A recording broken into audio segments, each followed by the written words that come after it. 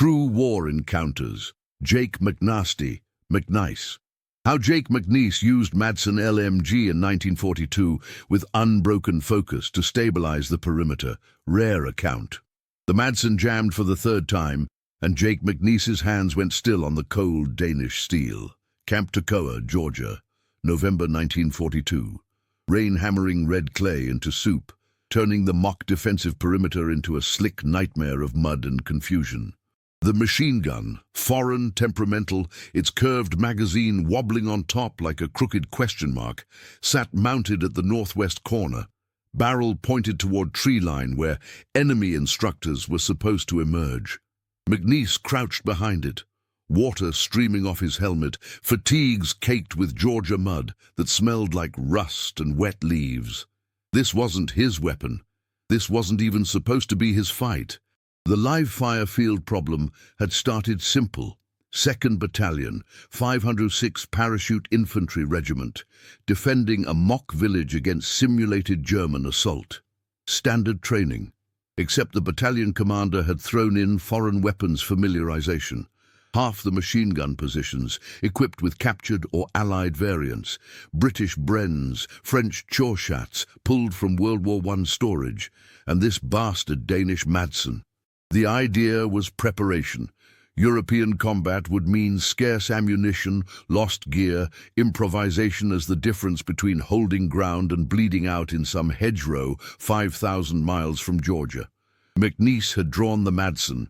His squad, 10 green kids fresh from jump school, occupied the shallow trench behind him. Cold, soaked, jittery. None had seen real combat. Most had never fired a machine gun in anger, simulated or otherwise. And McNiece?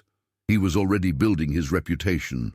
Sharp-tongued, brilliant with anything that exploded or shot, notorious for mouthing off to officers who prioritized spitshine over survival.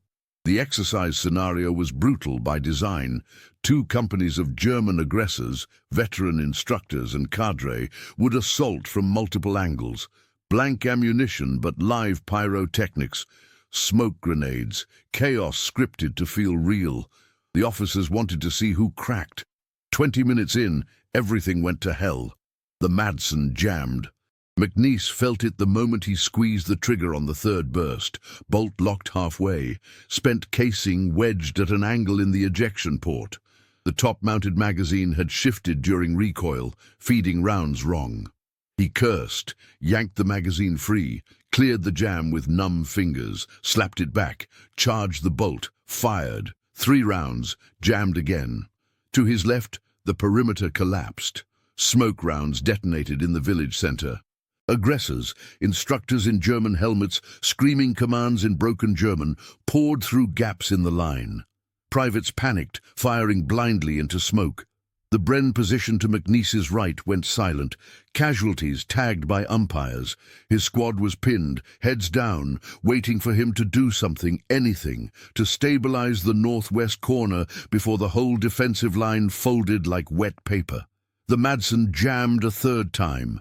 McNiece didn't yell, didn't throw the weapon, didn't call for replacement. Instead, he went still, breathed, let the chaos blur into white noise. Unbroken focus. If stories like this make you imagine what you'd do under fire, tell us in the comments how you think you'd react in this situation, and stay with us for the next chapters. Private Harrell, crouched 3 feet behind McNiece in the trench, watched the NCO's shoulders settle. 18 years old, Harrell had heard stories about Jake McNiece before arriving at Camp Toccoa. The demolitions specialist who talked back to captains, the paratrooper who'd rather blow something up than salute it. The man officers didn't trust to follow the manual, but couldn't help relying on when training exercises turned real. Now Harrell watched McNiece's hands move across the Madsen with something close to tenderness. Not frantic, not angry, just working. The exercise had been designed to break them. Captain Sobel, despised by half the battalion, had personally selected the foreign weapons for this drill. "War won't hand you an M1919 every time," he'd barked during the briefing. "You'll find a German MG-42 in a farmhouse, a French Chauchat in a barn. Maybe some Danish relic the resistance hands you. You'll make it work, or you'll die. McNiece had listened with that half-smirk that made officers nervous. When he'd drawn the Madsen assignment, he hadn't complained. Just shouldered the weapon, studied it for 30 seconds and said, "Looks like a wind-up toy." Now that toy was failing him. But McNiece wasn't failing it.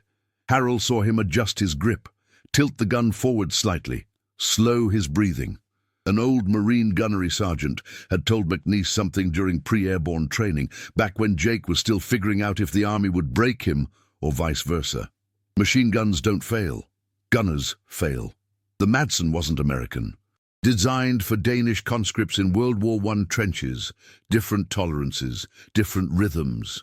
McNiece had been firing it like a Browning, fast, aggressive bursts. That was wrong. He adjusted. Shorter bursts. 3 rounds, pause, 3 rounds. Let the bolt cycle fully before the next trigger pull. Tilted the gun so the magazine fed cleanly. The Madsen responded. The jamming stopped. Now he could work. The northwest corner became a wall of controlled fire. McNiece swept the Madsen in measured arcs, targeting aggressors as they emerged from the tree line beyond the mock village. Not wild spraying. Disciplined, methodical bursts. Each 3-round volley felt like a hammer strike. Instructors wearing umpire armbands started waving orange flags, casualties dropping in the mud. The assault on his sector stalled. Behind McNiece, something shifted in the squad. Harrell felt it first. They stopped flinching, started shooting with purpose. Kowalski, a stocky kid from Pittsburgh, repositioned to cover McNiece's blind spot without being ordered. Harrell himself dragged ammunition crates forward through the mud, water soaking through his knees. The perimeter wasn't collapsing anymore. It was holding, but the pressure escalated. The German instructors, frustrated by McNiece's sector, concentrated their assault. Smoke grenades erupted 10 yards from his position. Blanks cracked like live rounds. An umpire jogged up, flagged 2 of McNiece's squad as wounded. The line thinned. McNiece kept firing. 3 rounds. Pause. Adjust. 3 rounds. The Madsen's barrel heated. Steam rose where rain struck hot metal. His hands cramped. His shoulders ached from sustained recoil. But the gun didn't jam. Not once more. Captain Herbert Winters stood 30 yards behind the perimeter, watching through binoculars in the cold November rain at Camp Tocoa. The training exercise was supposed to simulate chaos, misdropped paratroopers, scattered equipment, enemy counterattack at dawn. It was succeeding. Most of the defensive line had collapsed within 15 minutes. Except the northwest corner, Winters adjusted focus. Through the rain and smoke, he could see McNiece behind that Danish machine gun, firing in short, controlled bursts. Around him, paratroopers who'd been panicking 5 minutes ago now moved with purpose. One private, Winters recognized Harrell, was hauling ammunition through mud. Another had repositioned to cover McNiece's flank. "That's the troublemaker?" Lieutenant Nixon appeared beside Winters, rain dripping from his helmet. "The one Sobel wants court-martialed?" "That's him." Nixon watched for a long moment. "He's holding the only position that hasn't fallen." Winters lowered the binoculars. "I know." The exercise continued for another 10 minutes. The German instructors, realizing McNiece's corner was the weak point in their breakthrough, concentrated everything on it. Smoke, simulated artillery, close assault with bayonets fixed. An instructor, Master Sergeant Rankin, decorated veteran of the last war, broke cover and sprinted toward McNiece's trench. McNiece tracked him, fired a controlled burst. Orange flag. Rankin dropped, grinning despite the death, and shouted back toward his squad, "That kid doesn't crack." When the ceasefire whistle finally blew across the wet Georgia training grounds, the northwest corner was the only sector still intact. Everywhere else, chaos. Casualties sprawled in mud, positions overrun. But McNiece's section, anchored by a Danish machine gun most paratroopers had never heard of, held firm. McNiece stood slowly. Mud coated him head to boot. His hands shook, not from fear, but from the sustained tension of maintaining perfect focus for 30 minutes straight. He safed the Madsen, ran a hand along its barrel, felt heat radiating through wet steel. Around him, his squad stared. Harold looked at McNiece like he'd just witnessed something impossible. Kowalski's face was unreadable, equal parts awe and exhaustion. Captain Winters approached. He surveyed the position. Neat rows of spent casings, the Madsen still mounted and functional, the intact perimeter. Winters said nothing for a long moment, then quiet enough that only McNiece could hear. Most men would have ditched that gun, called it defective. McNiece shrugged. Gun worked fine, just needed someone who wouldn't fight it. Winters nodded, walked away. But the reputation stuck.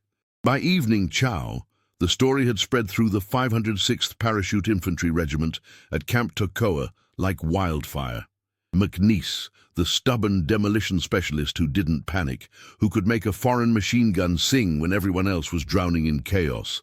The exercise became legend, the rare account of how Jake McNiece stabilized a collapsing perimeter with a Danish relic, an unbroken focus while the rest of the line fell apart. Would you follow the orders exactly, or trust what your own eyes and instincts tell you in a moment like this? Comment which path you take, and share this episode with someone who loves real human stories from history. What the official after-action report wouldn't capture, what Captain Winters' notes would simplify into effective use of available weapons under pressure, was what those 30 minutes felt like from inside McNiece's skull. The Madsen bucked against his shoulder with each burst. 3 rounds. The Danish machine gun had a particular rhythm, lighter than a Browning, the recoil sharper but more forgiving if you didn't fight it. McNiece's world compressed to that rhythm. 3 rounds. Pause. Track the next target. 3 rounds. Rain hammered his helmet. Water ran into his eyes. His fingers, already cramping from cold and tension, ached where they gripped the weapon. The barrel grew hot enough that steam rose in visible coils where rain struck metal. Every few seconds he had to blink away water, refocus through the smoke and confusion of the mock assault at Camp Tocoa. Behind him, Harold kept feeding ammunition. The kid's hands shook. McNiece could feel it in the way the crates were set down, just a little too hard, a little too fast. Fear trying to disguise itself as efficiency. "You're doing fine," McNiece said, not looking back. 3 rounds. Pause. Adjust aim. Just keep it coming. Kowalski appeared at his elbow. "We got 3 tagged as casualties, lines thin." "Lines holding," McNiece corrected. 3 rounds into the tree line where an aggressor was repositioning. Orange flag waved. "That's all that matters." But it wasn't all that mattered. McNiece could feel the weight of it. 10 men in this sector, 7 still standing, all of them watching him, waiting for him to break, waiting for the Madsen to jam again and prove that this was impossible, that foreign weapons and scattered squads and rain-soaked training exercises designed to simulate chaos would break even the stubborn ones. His shoulders screamed, the sustained firing position, crouched, leaning into the gun, absorbing recoil, was murder on muscles already exhausted from the morning's road march and afternoon's equipment drills. 30 minutes doesn't sound long. 30 minutes of controlled, unbroken fire, while rain hammers down and smoke chokes your lungs, and blanks crack like live rounds 10 feet away, feels like years. 3 rounds. Pause. Breathe. 3 rounds. An instructor broke cover. Rankin, the master sergeant who'd fought in France in 1918, who'd seen what real machine guns did to real men in real trenches. He sprinted toward McNiece's position, bayonet fixed, a test of nerve. McNiece tracked him, felt the Madsen's rhythm, fired. Orange flag. Rankin dropped, rolled into cover, grinned up at McNiece through the mud. "You're gonna be trouble, son." McNiece didn't grin back, just reset his aim, found the next target, fired again. 3 rounds. Because the moment you think you've won is the moment everything falls apart. The moment you relax is the moment the gun jams or the sector collapses or the men behind you realize you're just as scared as they are. So he didn't relax. He just kept firing.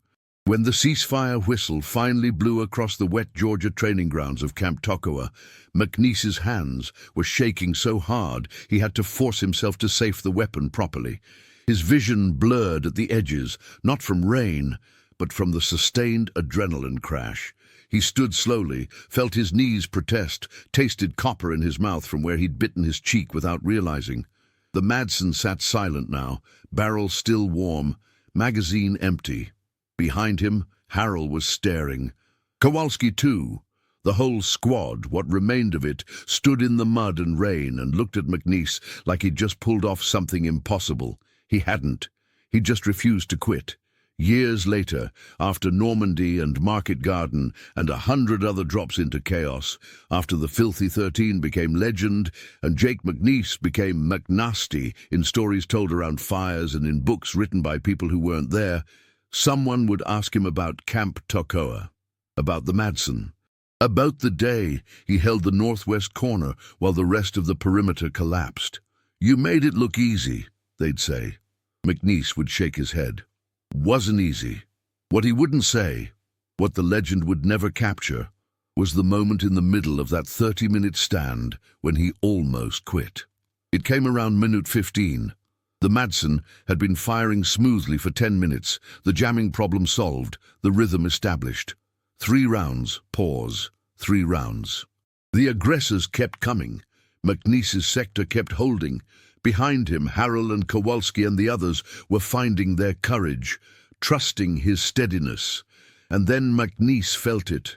The weight, not the gun's weight, the weight of all those eyes on his back, the weight of being the thing between collapse and survival, even in a training exercise with blank rounds and orange flags. The weight of knowing that if he stopped, if his hands cramped one more time, if his vision blurred one more second, if the fear that was screaming in the back of his skull finally broke through his focus, the whole sector would fold. For maybe 3 seconds, McNiece considered it, letting the gun jam, calling it defective, stepping back and letting someone else take over. It would have been easy, defensible.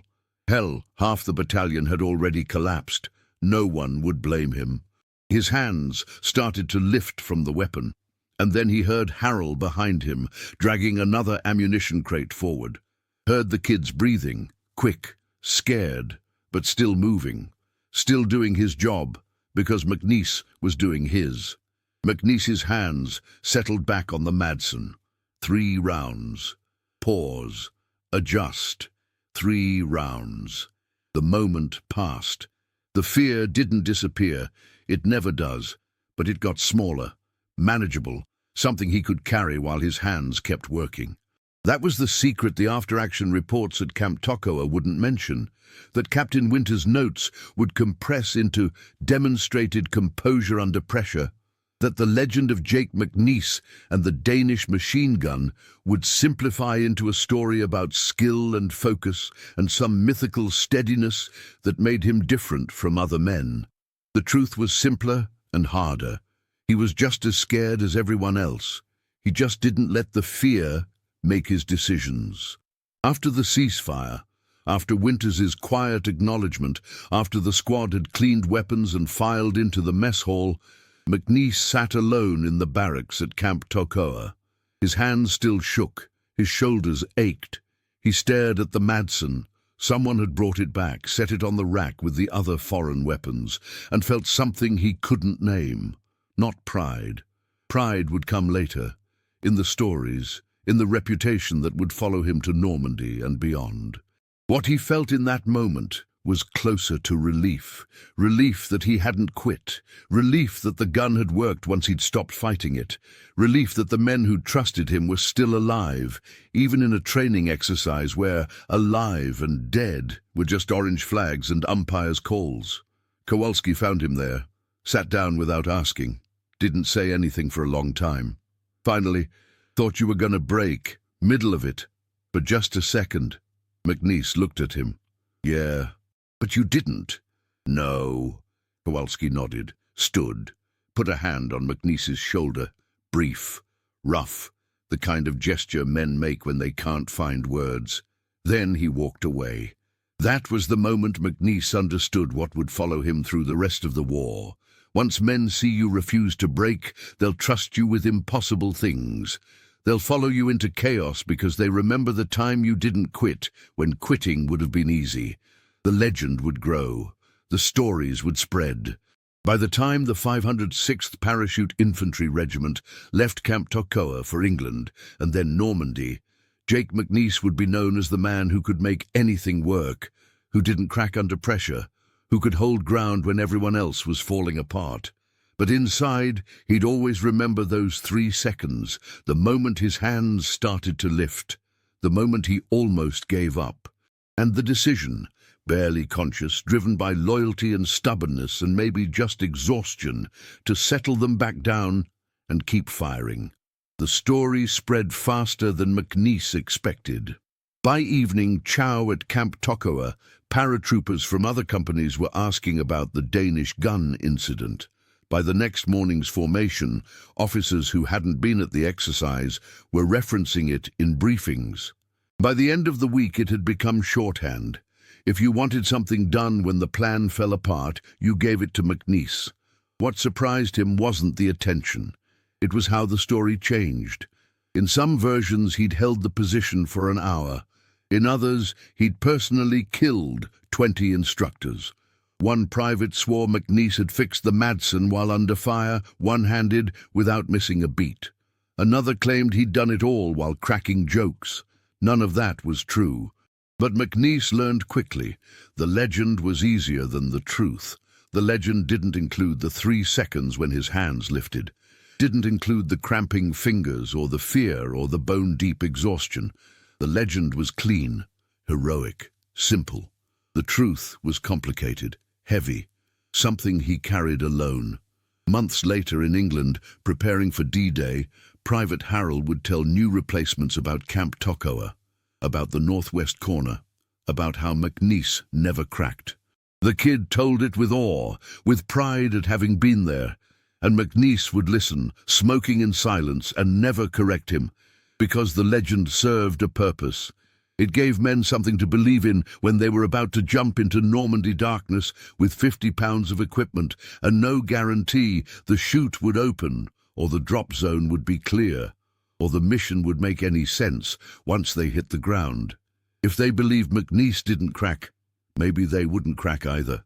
Years after the war, after the Filthy 13 had scattered and the 506th Parachute Infantry Regiment existed only in reunions and memories, someone would ask McNiece about leadership, about how he got men to follow him into impossible situations. He'd think about that rainy November day at Camp Tokoa, about the Madsen, about the 3 seconds when he almost quit, and the decision, barely conscious, to keep going. "You just do the work," he'd say. "One round at a time. Men see that, they'll trust you." What he wouldn't say, that trust is heavy. That every time someone follows you, because they remember the time you didn't break, you're carrying not just your own fear, but theirs too.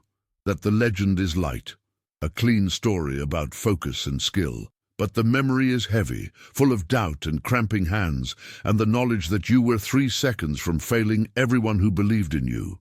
The Madsen LMG incident at Camp Tokoa, November 1942, became part of Jake McNiece's legend. The rare account of how he stabilized a perimeter with unbroken focus while chaos reigned. How he made a foreign weapon sing. How he never cracked. The truth, that he'd been just as scared as anyone, that he'd almost quit, that stubbornness and loyalty mattered more than skill, stayed locked inside, where all the real weight lives. Udil, if this story reminded you that behind every medal and mission report there's a human being carrying memories we'll never fully see, subscribe to the channel, tell us which country you watch from, and invite someone to revisit history with us in the next story.